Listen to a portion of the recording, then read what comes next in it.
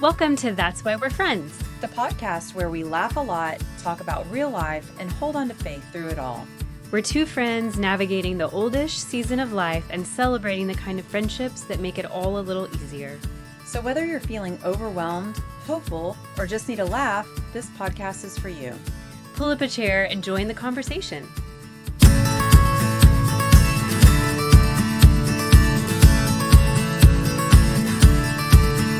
Hey, Cara. Hey, Sara. Hey, do you remember the first time that you made me clean Monday ramen? I do. I do too, because I was not a ramen person, and you showed me that I could do ramen in a healthy way. And so their gluten-free ramen seasonings and organic noodles are so good. They're totally allergen friendly, and it's finally ramen that we and I can feel good about. Yes, and seriously, I use the chicken ramen seasoning all the time. And I just ordered their new plant-based vegan protein powder. It is so amazing. It's just 8 clean ingredients, no soy or junk, and it actually tastes amazing. Right? All of their stuff is gluten-free, dairy-free, non-GMO, and no MSG. So all the things. It's just bold, real food flavor that you can feel good about. Yeah, we can't stop raving about it at our house. So here's the deal. Everybody who uses our special link with the coupon code CARA, all caps CARA, will get 10% off everything. And you can grab that code in the description of the show notes below. Seriously, guys, try it. You're going to love it as much as we do. Clean Monday meals, clean ingredients, big flavor, happy you.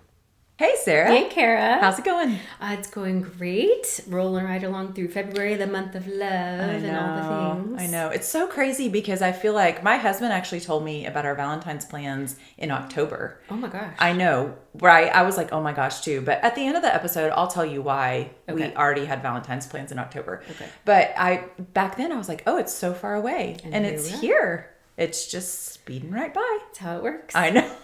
Time goes so fast. Well, we're super excited because we have another guest today. I know. Yeah. And a super color coordinated, which isn't the most important reason that she's here. Yeah. But again, we have to point out, we don't talk about these No, we things don't. ahead of time. No, we don't. So when she walked in, I was just like, oh my gosh, this is amazing. Yeah. Well, I think, the month of love, we all I know. just were like, oh, let's wear pink.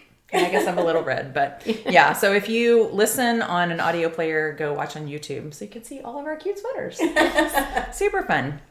Erin Schreyer is joining us today. Erin, thanks for coming. Thanks for having me. We're super excited to be here. Yeah, we're so excited to have you. So let me just tell the people a little bit about you. You're a writer, a photographer, and an encourager. I can absolutely support that 100%. Erin created and writes for the Good Word Project, which is a faith-based blog that highlights one word per month to point people to Jesus in the Bible. She loves storytelling through both words and photos and can often be found behind a camera with families, seniors, and athletes. Erin also serves on the board of Brighter Magazine, a publication that she helped launch to equip, encourage, educate, and empower women who have or have had cancer. Personally, Erin has been married to her husband Ed for more than 25 years, and they are the proud parents to 2 college-aged kids, Evan and Ella. When not working or at home, you'll most likely find Erin on a tennis court where she loves to compete and meet new people. Sounds about right. That's about right. That covers you. it. That's you. Definitely an encourager. When I think of you, that's definitely who I think of. And you are the type of person, you're a friend. We met maybe 10 years ago. Probably. At a conference. And you're the type of person that when someone becomes your person, you are like, you're not only their biggest encourager, but you're like the one that will fight to the death for them. You're a very loyal friend. And so we thought it was so perfect and appropriate today to have you on to talk about brotherly love. Thank you. So we're getting into that. We are super excited. When you think about Valentine's Day, do you have a special memory or anything that you think about that comes to mind? Because, this is the week of love. Yeah. One of the things that I miss doing, because my kids are away at college, when they were little, the night before Valentine's Day, I used to take little heart-shaped Post-it notes. And I would write on each one a single quality, just something that I saw in them, that I thought was really special or unique or a way that God had gifted them. And so I would write just one on each paper, and I would try as much as I could to fill most of their door. Oh, wow. So they would wake up and come out and be able to read about just how God made them and what made them special. I love that. So great. I That's love that right. because it's really marrying really kind of the things that we're talking about this month, last week, where we just kind of introduced this idea of love, but from, the biblical perspective, like what does God say about love? And so versus, the world obviously has some messaging about love, Sure. but it's not about, rejecting the whole month of February is no, it's embracing all of that. But I love that you're taking that and bringing God into it, or just making it something that is from him, because obviously he is love. And so a month all about love, like there's a place for all of that for us to celebrate and do all of the things to celebrate those that we love, and just remembering that source. And so for me growing up, my dad always made a big deal out of Valentine's Day. Aww. And so I don't know if you can do this anymore, but this was like in Lubbock back in the day.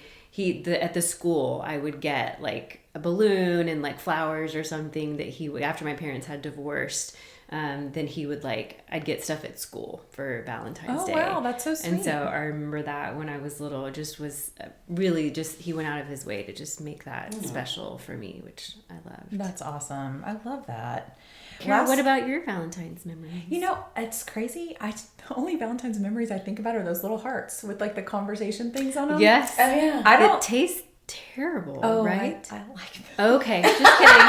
They're amazing. Just you and your Crocs. Just sit there and eat. Yeah, that's a joke. I wear Crocs around the house, and they really repulse Sara that I wear Crocs.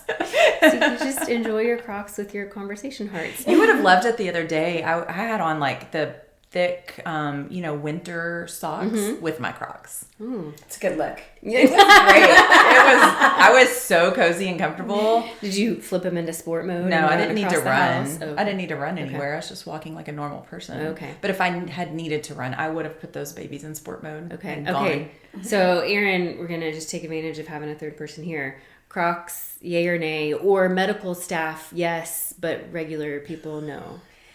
You won't hurt my feelings, Well, Erin. I don't think I can have a super strong opinion on Crocs, Okay. particularly at home, only because I wear Hoka recovery slides, which frankly speaking, look a whole lot like Crocs. But if they're more cool, maybe I should buy those. Well, I think they're probably slightly more supportive than the Crocs are, and I have all sorts of weird feet issues, and so I have high arches, and I love the support offered by the Hokas. So, but they do pretty much look like Crocs, and I will rock them with a sock too. Okay. Yeah. Okay. But to when me, your toes are it's cold- all about comfort, right? Yes. I've reached that age where I don't want to look ridiculous, but I sure as heck do want to be comfortable. Okay. Well, And then I mean, that's when fine. you're at home, why does it matter? No one's Exactly. seeing you. Exactly. I think it's fine to look oldish. I'm gonna have to have your back on this, Okay, Kara. okay, I'm with thank you. I'm Thank okay you. with I that. appreciate Okay. it. I'm with you. I The appreciate conversation hearts. They're disgusting. Okay. I have left your back, and I'm now with Sara. But you're very smart because you split the difference. I'm just spreading the love. So we both but love it is you. honest. I will say I don't like the little ones that are hard. I like the big ones that are soft. So if either of you wanted to purchase a bag of them for me, that are more like the sweet tart ones. well, they're big and they're just soft. They don't hurt your don't think teeth when I've you seen bite into those. them. Yeah, I don't think Well, you should look on the the candy little aisle. ones. Taste like chalk. You should look. Indeed. Right. Yes. The big ones taste like chalk too. Oh, okay. With sugar in it. Okay, ew. Sugary chalk. And you know me, like I'm so against like food coloring. Yes. Yes. But I mean, I will eat them. Okay. Wow. I know. Once a year, it's like 2 of my cells. It's fine. Well, it's one of the things I love about you. That there aren't these hard, fast rules. That you're all about the. Not when it comes to That's candy right. hearts. And for That's those right. of you playing podcast bingo, we have marked off your food square already. For Oh, this right, episode. because So we talk have about to do food that on every every one episode. Love that. accidentally. Yeah, as you should. It just Yeah. happens. It Usually happens. Sugary food. It's all good. It's usually sugar. It's all good. It's usually dessert. Yeah. One of these days we should talk about like nutrient dense food. Salad. Yeah. Hey, it's all about balance. We talked about salad choppers in our favorite things episode. We talked about I love how you had to do the motion of the salad choppers. Again, you need to watch on YouTube. Sarah's just like over here chopping imaginary salad. Oh, gracious. Okay, last week we talked about the different types of love, and we talked about how we cannot, basically be part of any of those types of love if we don't know how to live loved, as if God has filled us with his love, and then we're able to give it back out to people. So just as a quick overview, those loves that we talked about are agape love. It's God's initiating sacrificial love. Phileo love, which we're going to talk about today, is friendship. Storge, which is familial love. Sarah and I weren't familiar with that word, storge. Have you heard that? No. And then eros, which is desire and attraction. And so today, we just, again, like I said, we thought you would be perfect for the brotherly love segment, just because of who you are. I mean, you're so naturally a person that loves others well. And so how did you become like that? Do you feel like that was something you were just born with, or was it something you feel like was modeled for you and you learned that over time? That's a great question. And really, I mean, not to overly spiritualize it, but I for sure believe that's how God made me. My family of origin is very broken and fractured in lots of ways. Nobody's perfect for sure, but my childhood was rough. I mean, it was rough. It was difficult, and not a lot of stability in terms of parents and growing up, and lots of moving around and lots of feelings of abandonment. So I don't feel like I grew up with that and did not have a lot of great examples. I for sure had some examples and can see where love shone through the darkness for certain. Sure. But my husband and I always say, as you're growing up, you either want the people around you to be such a great example that you want to follow it, or the next easiest thing is if it's the exact opposite, and so what you don't want in life. And so I kind of had that, and really knew from a young age just the things that how I would want to represent myself, what I would want in terms of family and friendships, because I didn't see those things modeled. Yeah, that's so good. How do you feel like personally you would describe the difference in like a surface level type of friendship, or the kind of friendship that like costs you something, like that deep phileo brotherly love? Yeah, I've always kind of had this notion. I feel like somebody famous said it, but I don't know who said it. Maybe Maya Angelou. If you've said it twice, it's yours. Yeah, I don't know. Maybe, I don't know. But I do believe in the notion of leaving people better than when you found them. I think that's just a really good thing. The other thing that I think is really important I think is an important distinction is, I think a lot of people can be nice, and you hear people talking about, be kind, be kind. What I think is such an important distinction is to be open. There's a difference between openness and kindness. And I discovered that when we moved to Texas 15 years ago. And people were always kind, but not a lot of people made room or made space. And it's the people who made space that I was able to instantly connect with. And so I think there's a big difference in that. So I always try to say, yes, I certainly have a full life and I have great family and great friends. But, one of the best things about love is love multiplies. And so you can always make room, and just with a little bit of space that you can give somebody, if it should be multiplied, God will easily multiply it. It'll be, frankly, pretty effortless. Yeah, that's so good. I feel like sometimes too, even people that I've had like a passing relationship with will say years later, do you remember that time and it's like if I said something or did something and I'm like thinking, no, I don't remember that at all. But they're like, that changed my life. Yeah. And I'm like, really? For sure. That changed your life, And so that's great what you're saying. Just, how that little bit of like going just deeper with someone can actually just do something for them, because we never know what seeds we plant.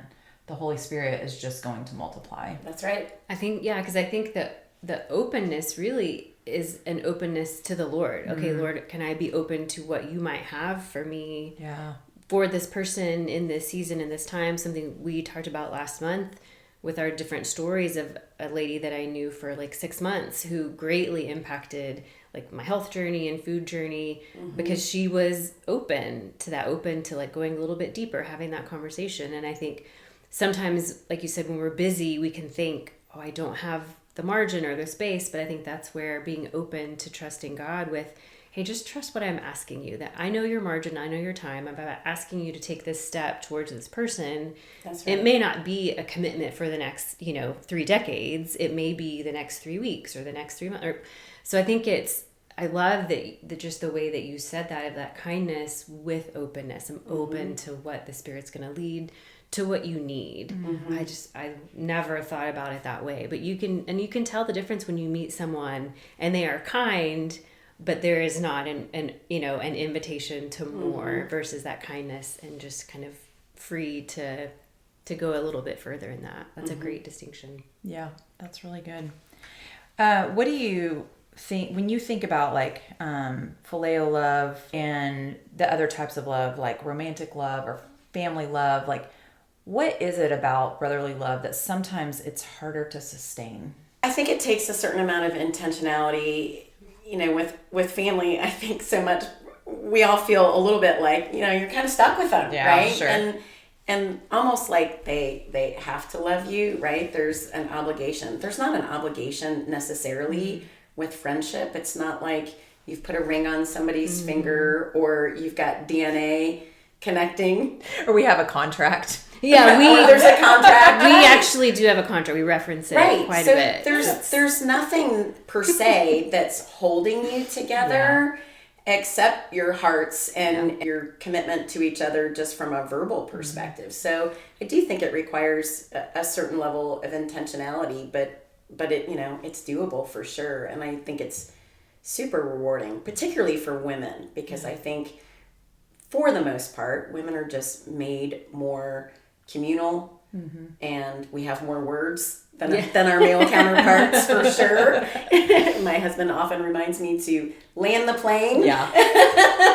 But I love when I can get together with girlfriends and they're like, no, use all the words. Like, freedom. And all the details. Right, exactly. So, I think there's a really special sweetness to female relationships that we absolutely need. And it's worth the extra intentionality. I think I was telling you, Sara, about this book that I had read years and years ago called The Friendships of Women. Did we talk about that? It wasn't on a podcast, though.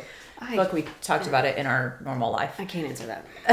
But it was the book, like the whole message and point of the book was that women, 100 years ago, they used to get together at one another's homes and bake bread and cook and do the things while the men went out to hunt and went out to work. And the point was that the reason women now have so many mental health issues is because we no longer get together and talk, and we're not open about the things that are going on in our lives. And just that having that like day to be together actually like gave them the energy to go home and love their husbands well, And so, I mean, obviously we live in a different culture. Some women work, all day corporate jobs or whatever, and that's not an ability. But I think just having the time, like dedicated time to get together, to be sure that there are open and vulnerable conversations, so that it does re-energize us. Absolutely. Have you ever seen? You're making me think of. I think it's on Netflix. Don't quote me on that. Somewhere, but look for. There's a documentary called Blue Zones. Oh yes. That talks about a blue zone are the locations globally where people as a whole are living much longer, healthier lives. And so somebody went in and did this research on, why are these specific locations around the world living longer? And one of the things that they discovered was they're always communal in the way that they live. And part of that community is not only helping out their neighbors, but also this multi-generational support, which I think is so beautiful and is often missed in our day and age, particularly in American culture. I think there's something so beautiful and fulfilling when I can sit and ask a big open-ended question to a woman who's walked down the road longer than me, who has much more life experience. I feel like I can always learn more. And I'm also so energized by connecting with younger women, not only because I can share wisdom and hopefully help them, but, you know, I gain from their energy and their excitement for things. And so I think it's a beautiful thing when you can live life that way. Yeah, no, I think that's so good. Do you remember a time or a moment or like an event within a friendship where it stopped being about convenience and it started being more about commitment? Well, I mean, again, I moved to Texas from Cincinnati, Ohio about 15 years ago. And so all of my friends that I had grown up with my whole life were no longer there. So really everything became about commitment. And 15 years later, I can tell you that some of my closest friends to this day still are my friends in Cincinnati. I certainly have very deep, great friends here in Dallas, but it absolutely takes effort to remain connected to my friends in Cincinnati, because I can't just swing by on a whim. I can't always call on a whim either, because I don't really know their schedules down to the minute, like you might a neighbor or a close friend that you interact with every day. So we've learned to leverage technology in different ways where we can do video calls. One of my best friends, Emily, we use Marco Polo so that we can stay connected and we can see each other's faces, which definitely helps. Yeah. And then we'll schedule live calls in between that. So, I mean, hear me when I say I'm not always scheduling things to the same extent with my local friends. Right. But it's, like I said, it's worth the commitment to stay in touch with my other friends. And we still schedule vacations and time to stay connected. So it definitely requires more of a commitment. And then there's also times where people go through hard seasons, right? And it can be harder to stay committed to them. And I think just open conversations to be able to stay a loyal friend, to stay a supportive friend, and what that looks like, and to have healthy boundaries in that is important too, but also doable and also always worth it, I think. There's a scripture that talks about that God refreshes those who refresh others, and I think that's such a beautiful concept. And though it might feel like sacrifice sometimes to give to somebody else, I personally feel like I always walk away feeling energized and refreshed from it. And so that's a beautiful thing. Yeah, I love that. In Matthew 19 specifically, there was a young man, a rich young ruler, he's called in the Bible, that came to Jesus asking what he needed to do to inherit eternal life. And one of the things that Jesus said to him was, love your neighbor as yourself. And I want to talk about an experience you had, think back 5 years ago, back during COVID, and everybody was locked in their houses. Yes. And you came up with this idea to go take photographs of families on their front porch. Yeah, right? kind of. I mean, I won't take full credit. Okay. So when I heard that we were going into lockdown, I'm not going to lie, I kind of hit the panic button because I am so naturally relational. And as I hit the panic button, I also hit my knees, and I just said, God, please don't do this to me. There has to be a way. And, you know, I'm never afraid to kind of shake my fists at God because I know he can handle it. Right. So I kind of just looked at him and said, hey, you made me this way. Yeah. So you need to find a way to help me through this. You figure it out. Right. You figure it out. Right. And I'll trust you. And I happened to, before we went in lockdown, I think Dallas went in lockdown maybe a week after some part of Colorado. I feel like in Colorado, they went down first. And I was watching on the news, and there was a photographer in Colorado who she was a professional, and she decided to, while families were together, take photos of them on their front porch from a distance. She, however, did it for money. And so I thought about that, and I was like, that's a great idea, and I've got all the equipment and I can do it. But I think I want to put a twist on it. And so what I did was I said, I will do it, but I don't want to earn a penny from it. Instead, while we're in lockdown, I know so many nonprofits will be hurting, but they'll still be trying to serve people. So I said, rather than give the money to me, I would like to ask that you give money to a local nonprofit so that they can continue to serve people in our local community. So that was my only requirement. And I just said, you have to show me the receipt. So I know that you did it. And I don't care if you give $5 or $5,000. It makes no difference to me. You just have to give. Yeah. And if you give and you can show me that you gave, then I will come take your photos. And whatever, if you want to be formal, great. If you want to be hilarious and joyful during this terrible time, get creative, do whatever you want to do.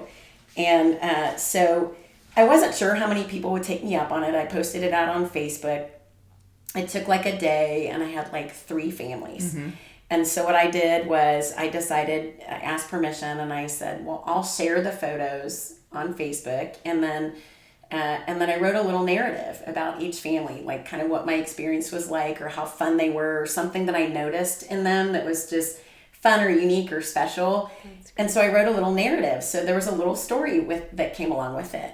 Well, I'm telling you what, it took off like wildfire. So we were in lockdown for 6 weeks. It makes me weep a little bit still because it was such a special time. And we don't have Kleenexes. Every week we're like, where are the Kleenexes? Yeah, it's okay. It's okay. It just overwhelms me with God's goodness because, again, I asked for this, right? So in 6 weeks' time, I photographed 400 families. Oh my gosh! And we raised as a community $153,000, and it benefited 44 local nonprofits. So it exceeded any and all expectations that I could have had.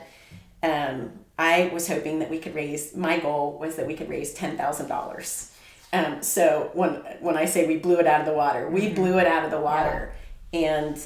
And what was neat was because I was writing these narratives, people in our community were texting me and calling me saying, like, have you posted yet? Like, I haven't seen you post yet tonight. Are you posting? Mm-hmm. Because they were waiting at home to be able to read and see the stories and see the people because people weren't seeing people and they wanted to see people. Yeah. And neighbors were still meeting neighbors in a time where you couldn't. And people were calling me saying like, oh, I went out and walked my dog today and I saw somebody that you had posted the night before. And so we were able to meet and talk. So it was just such a neat time. And I was such a cheeseball. I wore like t-shirts every day that said like, fear or faith over fear or Jesus loves you. And I mean, corny to the max. But I think it brought, a little just amount of light and joy to an otherwise awful situation. And it definitely was a joy project for me and something I will never forget. And it feels like one of the biggest gifts God's given me. No, I love that. Mm-hmm. Well, that's what I think about when I think about like love your neighbor as yourself. You just sacrificially gave up your life in essence because it is not an easy task to edit one set of photos, much less, how many did you say? Like 400? Well, we did 400 families, and I would say on average each family got at least 6 photos. Wow. At least. That's crazy. I spent all my time. I lost 12 pounds in 6 weeks because you weren't eating. I wasn't eating. I was up late and editing, but it was totally worth it. Yeah. Totally worth it. I love that. I remember like seeing your post on Facebook and how cute it was. Like some families would get like formal, like dress up. So but then I think I remember some like where the mom would be in a formal dress and the dad might be dressed up, but the kids were like in a Superman cape and their hockey gear or whatever, just like sports. I don't know. Yes. It was so cute. That's awesome. It was really cute. But I will say that as I did a little Googling of you and I like typed in, Erin Schreyer, front porch photography. One of the articles I found, which I loved, was I think the reporter had asked you, seems like you've had a lot of success or whatever. And you said, my definition of success is different than the world. My definition of success is pointing people to Jesus. And I love that because that just shows like, okay, loving your neighbor, like it is not about like anything we gain from that. We get the benefit. God allows us to reap that benefit of loving other people, but it is all about still pointing them to Jesus. Oh, it totally is. And, really everything is about Jesus. And I just, we love because he loved us first. And, it did make an impact in our community so much so that embarrassingly, they named me Citizen of the Year the following didn't year. know that. Because of the impact that it had on our community, and because so many people enjoyed it. And, they wanted all the fanfare. They wanted me to ride in the 4th of July parade, waving to all the people. And I wouldn't do it. And they were like, I don't understand why you won't do it. And I kept saying, because this wasn't about me. This was about our community coming together. And I couldn't have done this without the community. There's no way. So to me, it was all about brotherly love. Yes. This was a way that somehow during a time where, it was a dark time that separated so many people. And I just felt like God was like, there's a way to connect people and bring people together. And I just got to play a role in that. But it wasn't my idea, right? It was me praying about something, me, happening to see this, right? God giving me the idea for a spin and all these people saying yes. And if any one of those things didn't happen, this wouldn't have happened. So it really wasn't me. I just was a part of it. Yeah. Well, and what's so interesting about the fact that it was in that time that it was, that we're talking about, brotherly love, friendship love, is people who may have before that time or even during that time said, well, I'm not a people person. I'm an introvert. And that's a real thing. There's different measures of people. But if there's anything that time showed us, is that no matter how much of an introvert you think that you are, you need people. Right. We need community. We need relationships. We need interaction. And so I think it's just such a great illustration that was during that season where I think everyone experienced for the first time of no, I need relationships. We need this thing that God gives us, these loving friendships where we can be known and be seen and be there for one another in a very real, important way that our souls cannot survive without. We always talk about the verse that says it's not good for man to be alone, a lot of times in the context of marriage, which yes, it's a great verse for marriage. But not everybody gets married. And so it's not just about, and just having a spouse doesn't fill your relational bucket. There are so many ways that we need and benefit from being in community and not being alone. And so that just jumped out to me, that what an interesting time. I think the Lord showed people a lot of things in that season, but one of them was, you need people. It is crucial to your survival that we have relationships that are meaningful and that matter and that represent this kind of brotherly love that we're talking about. Yeah. We all know the verse, greater love has no one than this, than to lay down one's life for his friends. What do you feel like laying down your life looks like on an everyday, ordinary basis, like friendship? This isn't just a dramatic moment, just more of an ongoing, consistent basis. What does that look like? I just think for the most part, it's not being selfish with your time and your resources. Quite simply. And, who knows what that looks like. It could be something big, but it can also be something small. One thing I try to do every morning is I'll just say, God, this day is yours. And that follows up usually pretty quickly with, give me eyes to see what I might not see on my own, and give me ears to hear what I might not hear on my own, and pull my heart to where it needs to go.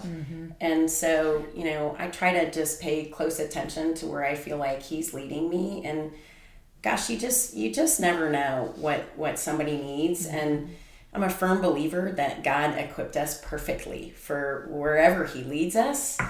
And he did make me with a great capacity to love, and he certainly did not make me shy, for sure. So I have those two advantages in my favor, for sure. But I do just try to pay attention and try to just notice others around me. And, even if it's a cashier that, is always beat down by people who are demanding or entitled, just kind of what you said earlier, you just never know when you take the time to plant a seed or say something nice. You just never know what's going to happen. In fact, one thing that I do now, I was looking for my purse, so I don't know where it is, but I'm such a dork, but I now carry those little Jesuses with me I do. I carry them with me everywhere I go. They're in every purse and every bag.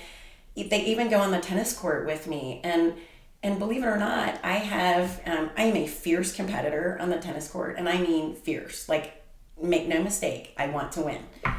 You and Sara are best friends now. Yeah, I do. But I will also say, like, I have had people on teams where I've played, and they're like, do you always have to be so nice to our opponents? And my answer is unequivocally, yes, I do. And I always will be. And I have taken time to pray with my opponents before matches. And even so, they'll say, like, are you actually going to pray for me not to get hurt too? I'm like, of course I would. Like, why would I don't want to get hurt. I don't want you to get hurt. We're all too far old for that. We're not going to recover like we used to. Right. Of course I will pray for you. And I want you to be able to play your best just as much as I want to be able to play my best. But you never know. And something like that could strike somebody like nobody's ever done that. Or gosh, maybe that was weird. I've noticed even afterwards, even if I've beat somebody and I can tell it's because just between matches, they've said something like they're having a tough time or going through a tough season, and I'll ask, can I pray for or with you? I might give them a little Jesus, I might not, but I'll pray with them. Yeah. And for sure they say, no, nobody's done that. Nobody does that. Because it is a little weird, and I understand that. But, I try to make it not weird, right? And just say, hey, God loves you. God sees you. Let me just reinforce that. Yeah. And you just never know. I hope it's making an impact, but those aren't big things to do. It doesn't cost me anything except maybe a little bit of awkwardness. But, in the grand scheme of things, I usually walk away going, that was kind of fun. Yeah. Even if it felt awkward and for 1 second. Yeah. I think too, when I think about like just kind acts towards people who are in the outer skirts of people we encounter, right? Not our close circle of friends. I think about that kindness and love being shown as like, if you're going to plant seeds to grow something, you can't plant one seed. Mm-hmm. It's not going to produce. Like, you've got to plant like 20 or 30 seeds to get one flower, and so it's the same, like God is using us in people's lives. Sure. And so you are one of 30 people, maybe he's sent to them to be like, hey, here's my kindness. Here's my love.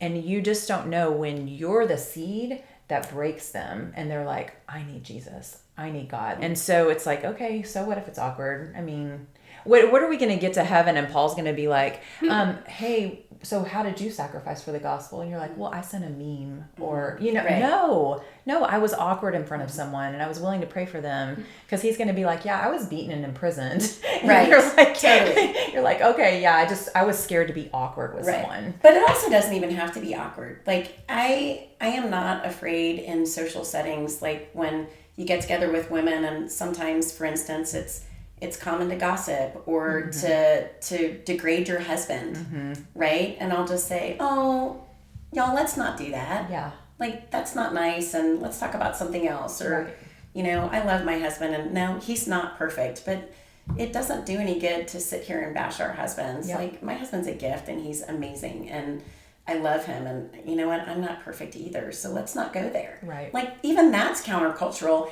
That's not embarrassing. Yeah. Might it take a little bravery not to go along with everyone else? Perhaps, yes. But, in the end, I think you end up feeling better about that, because who wants to talk badly about people that we know and love? Right. Yeah. Well, and I think everyone then that's impacted in that moment, in that conversation, talk about planting a seed. I think then the next time they're in a situation like that, they're going to remember that, and maybe it gives them the bravery to be the person next time that says it. Because like, okay, well, Erin modeled this for me, and you know what? I actually felt better that day when we left lunch. And so, because then it just spreads. And so I think that's great. And it makes it, for me, if I think about like the grocery store I go to, there's a checkout person that I have, had different conversations with. And so for me now, when I go there, if I see her, like, I know I smile because it's like somebody that I know, and I can, hear how, what's the latest update or how things are going. And I've seen that on her face, where it's just like this kind of moment of recognition, like, oh, so it can take just this mundane task of going to the grocery store or being at work. And then it's like, oh, it's a familiar face. And so it's just a nice little, kind of sunshine moment in the day, which I've learned to enjoy that, because sometimes I think it does feel like it takes that extra effort of like, I don't know why there is like a resistance to that initial, like, I think that I'm afraid it's going to require more of me than I'm able to give. But I've never actually, I don't think, had that happen where it's like something crazy happens, and they need to like borrow my car and I can't let them borrow. Like it never ends up being what my brain is like maybe trying to tell me, like, no, don't ask another question because you don't know where it's going to lead. It never really ends up like that. It's always just nice and pleasant. And I'm grateful now that then there's this connection. I feel like too, it's easier to have the space for people in the outer edges and community and for your friends when you leave margin in your life. Yes. Which is really hard for me. Me too. I'm super, I have to really work at leaving margin. My husband would testify 1000% that is my weakest point in my life. And, but what it does though, when I don't leave margin, because I still want to love and serve other people, is that it puts my family on the back burner. How do you feel like you combat like leaving your family on the back burner and sacrificing for other people first? Yeah, that is something I have to keep top of mind. Thankfully, my husband knows how God made me, and so he knows I can easily fall into this trap too, for sure. And I am an Enneagram 2. If you know the Enneagram, I am a helper by nature, so I do have to watch. And so I think for me, it's a commitment to just be very self-aware, to set boundaries when I need to, but also to have that open communication. I can remember seasons in my life years ago where I had a young neighbor who was a teenager, and her parents were going through some major health problems, and she needed a older sister-ish type person to really help, and she was in need, and it did take a lot of my time for sure. But I also kept a lot of open communication with my family and really tried to explain, hey, she needs somebody right now, and I can help fill that gap for a variety of reasons, and I need you to bend with me because we as a family can sacrifice to be able to help. And your sacrifice is just going to be letting me have the space in the room to do this. Yeah. And so I'm thankful that my family bent with me, and we were able to help in a situation and time that she really needed it. So, I just think it's just awareness. Sometimes it might mean saying no, for sure.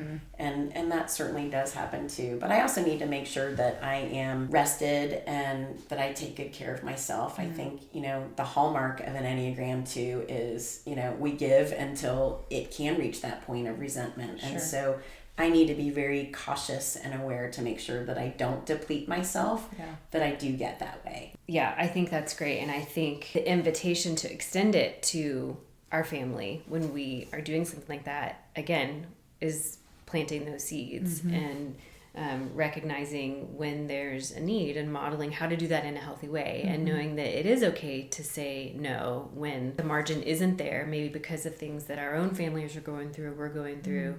And that's where trusting that God has this army. Okay, God, you're going to meet their need. You're going to provide for them. I don't have to feel the burden of that. I can't do it. My family can't afford for me to go and do that right now. So I love that. So obviously, some of the stuff we're talking about can feel, maybe for some women who are listening, that maybe they feel like this is an area in their life where they don't experience these deep friendships that we're talking about. I know, all women come from different circumstances of growing up and having, maybe having siblings or not having siblings, or feeling like they, have a lot of friends or don't have a lot of friends.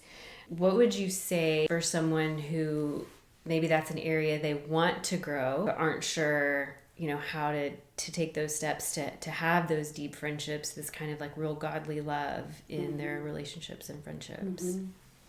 I think it goes back to what I said before. I think, first and foremost, you have to be open to it. So it's a step further than just being kind. It's a willingness to be open and just trusting that that love does multiply, and that's just what God does. I think that's certainly a first step. I think secondly, that prayer that I pray to just, help me to see, help me to hear, pull my heart where it needs to go. And again, just trusting that the Lord will do that, and he will provide. I can tell you again, when I first moved here, it was such a pivotal time in my life, and make no mistake, I probably sound all like sunshine and rainbows right now, but when we moved here and I left behind everybody that I knew in life, and though my husband had business contacts here, I didn't know anybody, and it dropped me to my knees, and there were a lot of tears through that point in time, and I prayed and prayed for God, give me some sort of connection. And I ended up sending an email to my daughter's whole kindergarten class, and by class I don't mean like the class of 25. I mean like the class of 2024. Like, all the parents, and I just was vulnerable. So I think that's an important part too. I think so many people want to look and feel so buttoned up, and I think the beauty comes in when you're vulnerable. And when you're honest, because trust me when I tell you, everyone can relate when you're vulnerable. Yes. Everyone's scared that they're going to be looked at funny or whatever. There's all these fears that we can make up in our head. But I think everyone appreciates vulnerability. So I sent this email. I still laugh about it today. And I literally said, I just moved here and I have no friends. Aww. But my friends back home were the girls that I studied the Bible with. And so if anybody is willing, I will host, I will provide a snack, I will buy the books, I will facilitate. All you have to do is show up. But that's how I had friends before, and I'm confident that if you say yes, then I'll make this so easy for you. And 15 women said yes, and I'm not kidding you. All 15 women, in one way or another, in their own words, said, I can't believe this. This is exactly what I needed. And so we started a Bible study 15 years ago, and I still do Bible study with many of those same women today, and they are some of my closest friends. But it took that leap of faith, and I was vulnerable, and I probably sounded a little silly in my mind. But in their mind, Honestly, we not. still talk about that, and they're all like, you didn't sound silly at all. And it totally resonated with me, and it's what I needed to. I love that. Yeah, that's great. That's such a good reminder to remember that vulnerability piece of it is so important, because you can't have an authentic friendship with someone if you just put on the facade, right? And that's right. Like, here's my made up face, and I mean, you got to wear your Crocs in front of them. I mean, that's the way it goes. Back to the Crocs. It always, and your fuzzy socks. So that being willing to go first like that, and also you're risking getting no responses. And I think we, probably all have times or stories where we have put ourselves out there, or risked something and felt like it didn't go well, or we did experience rejection, because that is a real part of it. We're people, and we're messy, and relationships are messy, and so it doesn't mean that you won't experience hurt in a friendship.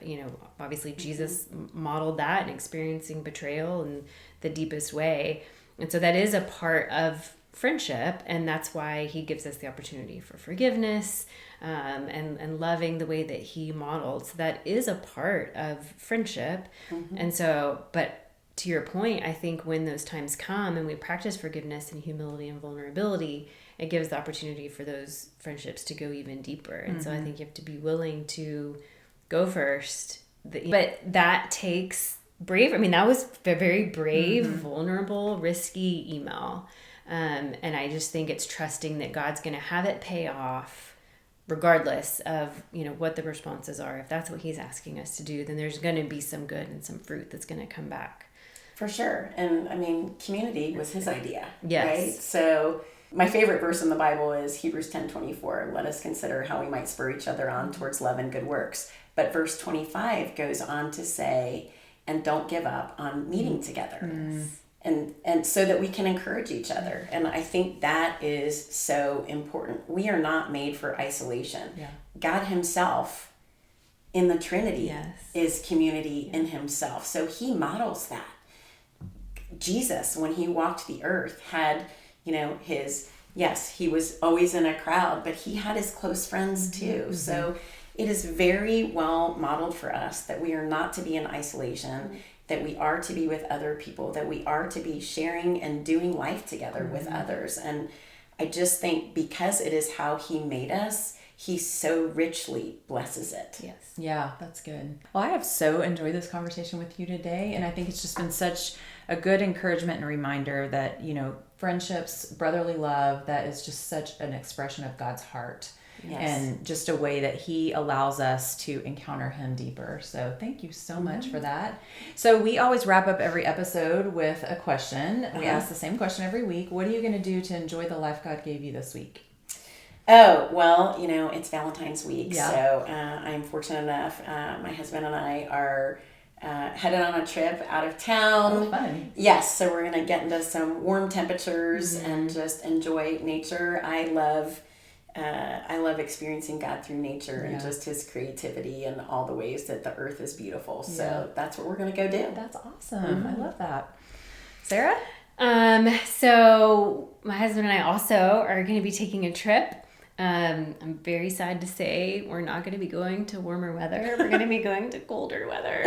We'll be in Ann Arbor, Michigan. So my middle stepdaughter plays water polo at the University of Michigan. And so they have their first home tournament that they're hosting this weekend. So we're going to head up there. So we'll have a Valentine's dinner somewhere in there, but mostly I'll be in a nanatorium breathing chlorine. Well, at least it will be warm. Yes, it will be inside. It will be warm. Go blue. Go blue. Yeah. Receive that.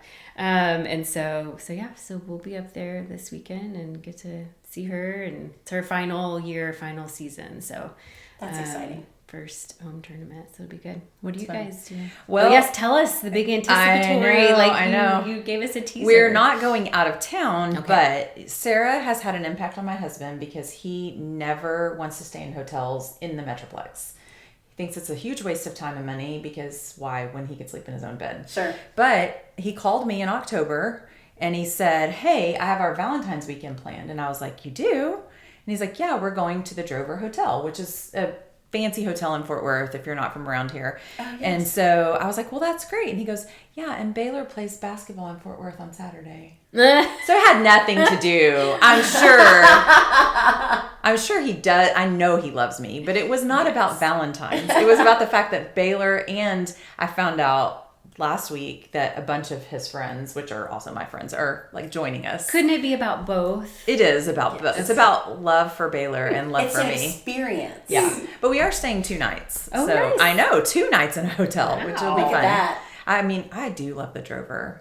Yeah. And we're going to, and I'm not going to remember the name of it, but there's an Italian restaurant we went to last time we were in Fort Worth that Tim Love opened, and they take your cell phone away from you and they put it in a bag. Oh, I love that. And you're not allowed to touch your cell phone for 2.5 hours during your dinner. It's amazing. More of that, please. And what was so cool was that when we were there, it was right before our 31st anniversary last time, and the seating, you're very close to people, like this close to strangers.